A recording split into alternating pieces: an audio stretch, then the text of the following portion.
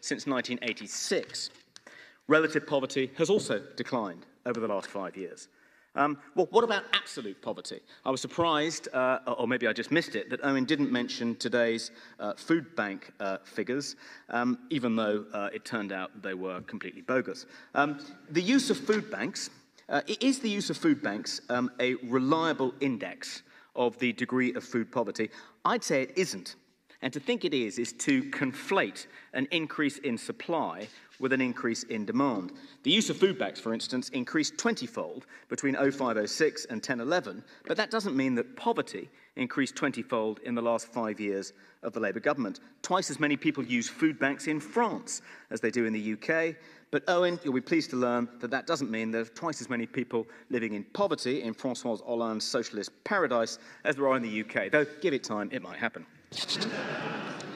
One reason food bank use was lower under the last Labour government was because Labour refused to allow job centres to refer benefit claimants to food banks.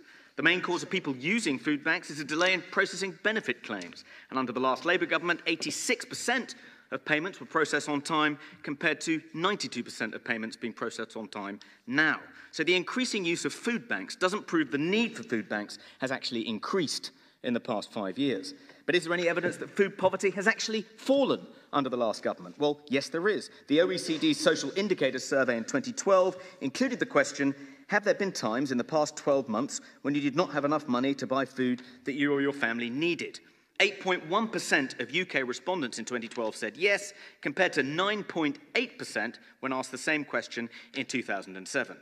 So actually, food poverty has declined in spite of the increased use of food banks over the last 5 years.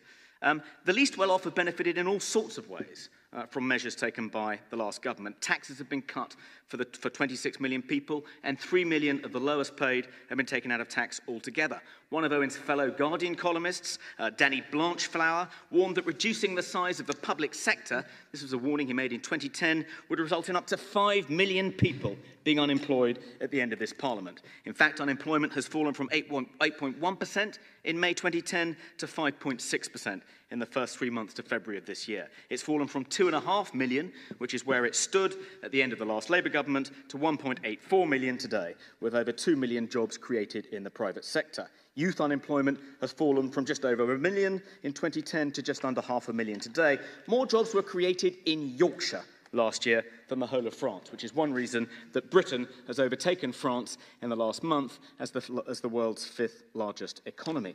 And it's a Labour myth to claim that all those who found jobs in the last 5 years are on 0 hours contracts. The ONS calculated that the percentage of people in the labour force on 0 hours contracts is 2.3%.